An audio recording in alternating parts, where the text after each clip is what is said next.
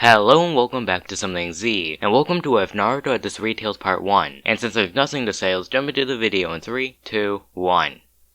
Okay, so we begin this what if before the actual series, when Hashirama was spreading out the tailed beast. And in this, instead of the hidden mist getting the 3 tails, it swaps. So it gets the 9 tails instead, while the hidden leaf gets the 3 tails. And in this, the 3 tails actually worked well with the Jinchurikis, and the tailed beast allowed them to use their power. But on the night of Naruto's birth, Kushina lost control of the 3 tails, who was forced out of her. And when the tailed beast got released, it got placed under a genjutsu, which made it lose control, so it destroyed a good portion of the village. And by the end of the night, the 3 tails got suppressed into the newly born Naruto. But in exchange, Minato and Kushina died. So now he skipped to when Naruto was around 7 years old. And when he went to bed, he found himself in a giant dungeon with cages everywhere. And wanting to know where he was, and how to get out, Naruto began to walk around, shouting if anyone could hear him. And eventually, Naruto came across a cage with something actually in it, which he wasn't actually able to identify. So he then asked the creature if he knew where he was. And to his surprise, he actually got an answer. And he was told that he was in the mindscape. Then the creature went to face Naruto, which allowed Naruto to see it clearly. And what he saw was a mixture between a turtle and a crab, with 3 tails. And seeing this, Naruto asked what the creature was, and why it was in his mind. So the creature then told him that he was the 3 tails, and he tells him about the attack that happened when he was born. And at the end of the story, the 3 tails tells Naruto that the reason the village hates him so much is because he is residing in him. And hearing all this, Naruto got mad, since he did nothing wrong, and it's just because of this creature that everyone hates him. But after a minute or two, Naruto calms down and he smiles at the creature, and he asks the creature if it would be his friend. And hearing this, the tailed beast was confused, since he was the reason that the village hated him so much, and the creature then asks why. And in response, Naruto tells it that the village already hates him, and even if he were to hate the creature, nothing would change. So they should work together to become stronger, and maybe one day they will be able to get the respect from everyone in the village. And hearing this, the 3 tails smiled, and it told Naruto that it would accept its offer. And this deal was the beginning of a friendship. And before the start of the series, Naruto focused on learning how to use the 3 tails' abilities to the fullest. So Naruto has become skilled at using water-style jutsus, with him mostly using water bullet jutsu, and he learned how to create coral through physical touch, which could be used to restrict the movement of his enemies. So now we go to the start of the series, and since he's only focused on these 2 things, he really isn't good at anything else. So Naruto failed the graduation exams, since he couldn't do the clone jutsu, and when he found out he failed, he sat on top of the roof of the school until it was sunset. And when Mizuki noticed him, he walked over to him, and he told him that there was actually a way for him to become a genin, which was, if he could learn a jutsu from a forbidden scroll, then he would automatically become a genin. And hearing this, Naruto gets excited, and he asked Mizuki where he could find the scroll. And when Naruto got all the information he needed, such as where the scroll was located, and where he should go afterwards, Naruto ran off and he went to go get the scroll. And after some time, Naruto was actually able to get the scroll, and afterward he went to Mizuki's house to train. And when the leaf noticed that Naruto took the scroll, they sent out Shinobi to find him. And after an hour, Iruka found him on the ground, dirty and tired. And when Naruto saw Iruka, he quickly got back to his feet, and he told him that he did it. And confused about what Naruto was talking about, he asked Naruto why did he take the scroll. And in response, Naruto tells him that Mizuki told him that if he was able to learn one jutsu from the scroll, then he would become a genin. And before Iruka could say anything, a giant shuriken came from the trees and it flew towards Naruto. And before it could hit Naruto, Naruto fired out a water bullet, which hit the shuriken and made it go to a nearby tree. And when the two look to see where the shuriken came from, they see Mizuki, who then tells Naruto to give up the scroll. And hearing this, Iruka shouts at Naruto, telling him not to listen to him, and he tells him that Mizuki's lying to him. But hearing this, Mizuki shouts that he's not the only one in Naruto's life keeping a secret from him. He then shouts that the 3-tailed monster that destroyed the village years ago was sealed within him. And hearing this, Naruto just nods his head, and he tells him he already knows. And he tells him that Isobu isn't really that bad once you get to know him. And hearing this, Mizuki began to freak out, and he began to shout saying that this was even more of a reason to kill him, because he's talking to the creature that attacked the village. And once Mizuki was done shouting, he ran at Naruto. And seeing this, Naruto told Iruka to stand back. Then Naruto used the new jutsu he just learned, which was the Shadow Clone Jutsu. So Naruto made around 40 Shadow Clones. And when they were ready, they ran at Mizuki, and when they made contact, they made coral around him, which restricted his movements, to the point where after 5 minutes, Mizuki was completely stuck to the ground, unable to move. And when he was completely immobilized, the Narutos began to beat him up until he eventually passed out. And after that, Iruka gave Naruto his headband, and he told him that he was now officially a genin. And after some time, Shinobi appeared, and they took Mizuki to jail. So now we skip a couple of days, and it's time for the genin to be put into teams. And all the teams will be the exact same as in the canon, and all the same things will happen between the 3 members of Team 7. So now we skip to when Kakashi asks the 3 what their goals are. And Sasuke and Sakura's ones will be the exact same as in the canon, but Naruto's goal is a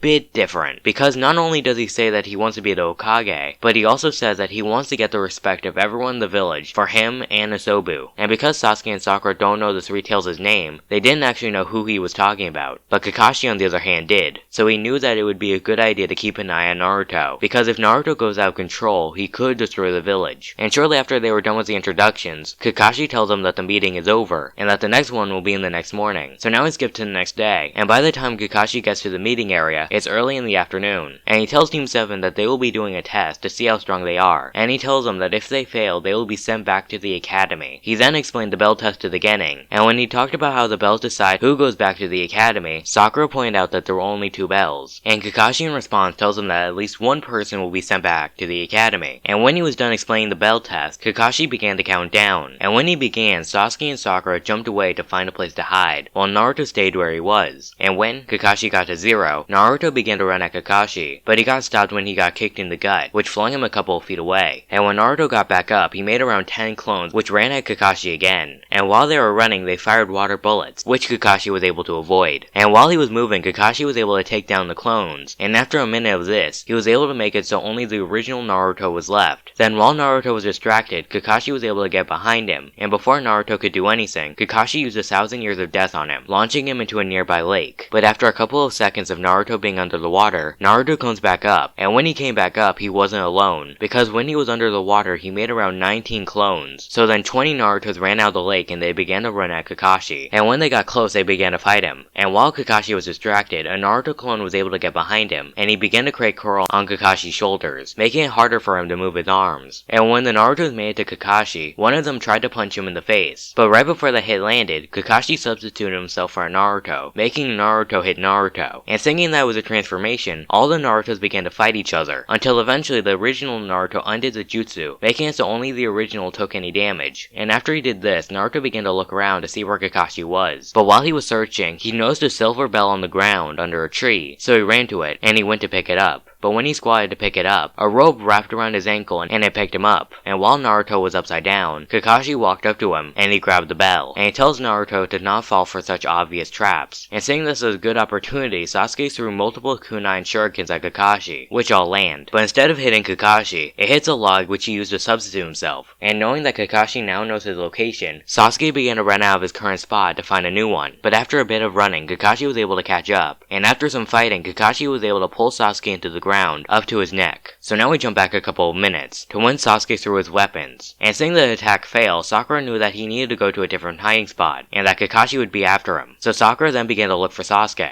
but Kakashi was able to find her first, and he put her under a genjutsu, which instantly knocked her out. So now we jump back to the present, and when Sakura woke up, she began to look for Sasuke again. And after some time, she was able to find him, but what she sees is Sasuke's decapitated head, because she was still under the genjutsu, and from fear, she passed out again. And shortly after that, the test was over, because time ran out. So everyone then went back to where the test began, and Naruto was currently tied to a stump, because after he got down from the tree, he went to go eat his lunch, but while he was eating, he got caught. And when Kakashi got to the starting area, he told them that they won't be going back to the academy, and instead, they will be dropped from the program entirely, because they missed one of the most important things about being a shinobi, which was teamwork. Because during the test, no one thought of helping others, and instead they only cared about themselves. But after he said that, he told them that he will give them one more chance, but only after getting something to eat. And after Kakashi said that, he began to walk away. But before he was gone, he told them that they weren't allowed to feed Naruto, or they would automatically fail. But the second Kakashi was out of view, Sakura and Sasuke decided to feed Naruto. But the second Naruto swallowed the food, and in that smoke was Kakashi, who then told them that they passed, because they cared more about their teammates than the actual rules. So they are now officially Team 7. So now we skip a couple of days, and by this point, Team 7 has gone on multiple missions, but after they went on a mission to find a lost cat, Naruto wanted more. So when they were getting a mission, Naruto began to say that they should go on higher ranked missions, because they were above doing simple chores. And after some time, the third Hokage gave in, and he gave Team 7 a C-ranked mission, which was to escort a bridge builder named Tazuna back to his home in the Land of Waves. And after some talking, Kakashi told everyone that they will be going on the mission tomorrow morning, which everyone agreed to. So now we skip to the next day, and it's been hours since the start of the trip, and the group is currently walking down a path. and while they were walking, Kakashi noticed that there were puddles further down, and it was weird to him because everything else in the area was completely dry, and it was a clear day without any clouds, so he then put his guard up, and right before the group walked past the puddles, 2 tuning level shinobi jumped out of the puddles, and the second they were fully formed, they threw kunais with chains attached to them at Kakashi, which tied him up. The 2 shinobi then ran at the closest person, which was Naruto, and seeing this, Naruto wanted to react, but when it was time for him to move, he got too scared and he couldn't move. But right before the 2 were able to hit him, Sasuke jumped in front of them and he began to fight them, while Sakura ran in front of Tazuna to protect him. And after a couple of minutes, Sasuke was still fighting the 2 shinobi, and before the fight could end, Kakashi appeared behind the 2, and he knocked them out. And shortly afterwards, they tied them up, and right afterward, Kakashi and Tazuna began to talk about how the mission was mislabeled, and how if he lied to them one more time, they will stop the mission. But while this was going on, Naruto wasn't paying attention, because he was too busy thinking about what happened during the confrontation. And after some time, he grabbed a kunai from his bag, and he stabbed himself in the hand, and he made a promise to himself to never back down again. And after they were done covering up the wound Naruto just made, the group continued down the pass, and a couple of hours later, the group makes it to a dock. And after an hour-long boat ride, the group makes it to a forest, which they continue to walk through. And after some time, Kakashi shouts for everyone to duck. And the second they do, a sword comes from the trees above, and it lands right in front of them. And when they look to see where the sword came from, they see Zabuza in a tree. And seeing and recognizing Zabuza, Kakashi uncovered his Sharingan, which made Zabuza recognize him. Then Zabuza began to surround the area in a thick mist. And when he was done, the 2 start to fight. And while they were fighting, the rest of Team 7 was surrounding the bridge builder, making sure he was safe. And eventually, Kakashi gets trapped in a sphere of water, and he is slowly drowning. And while this was going on, a Zabuza water clone was walking towards a group of Genin and Tazuna. And seeing this, Naruto made around a dozen clones, which all ran at Zabuza, and they tried to touch him to create coral. But before any of them could make contact, the Zabuza clone slashed at them with his sword, which instantly wiped them out. And seeing that the dozen clones couldn't win, Naruto made around 50 more clones, and they all ran at Zabuza again. And while the Zabuza clone was distracted with the clones attacking him, Naruto gave Sasuke a Fuma Shuriken, and when Sasuke got it, he threw at the real Zabuza, who was able to grab it before it hit him. And at the last second, he was able to jump over the secret second one that was under the first one, but the second one was actually the real Naruto. And when he was behind Zabuza, he turned back to normal. And when he was back to normal, he threw a kunai from his bag, and right afterward, he fired a water bullet at Zabuza. And seeing both of these attacks, Zabuza let go of the water prison, and he did this because if he didn't move, he would have been stabbed, and he could have taken a lot of damage. So Kakashi is now free. And when Kakashi was able to get his breath back, he told Naruto to get back to the group, while he finishes up the fight. And hearing this, Naruto nods, and he walked back to the group. And because he was fighting again, Zabuza undid the water clone. So the 2 then went back to fighting, and eventually Kakashi was able to get the upper hand, and he was about to deliver the final blow to Zabuza. But before he could land the attack, a needle came from the trees above, and it hit Zabuza in the neck. And the second it hit, Zabuza fell to the ground. And seeing this, Kakashi went to Zabuza, and he went to check his pulse. But when he checked, he couldn't feel anything, meaning that Zabuza was now dead. Then Kakashi looked to see where the needle came from, and when he does, he sees a masked shinobi, who then tells the group that he was assigned to kill Zabuza. And after some talking, the masked shinobi takes Zabuza's body and leaves. And a few minutes later, Kakashi got knocked out from overusing his Sharingan. And seeing this, Naruto made multiple clones, and they carried him to Tazuna's house to rest. And this is where I'm going to leave the What If. I hope you enjoyed this new series, and I hope to see you next time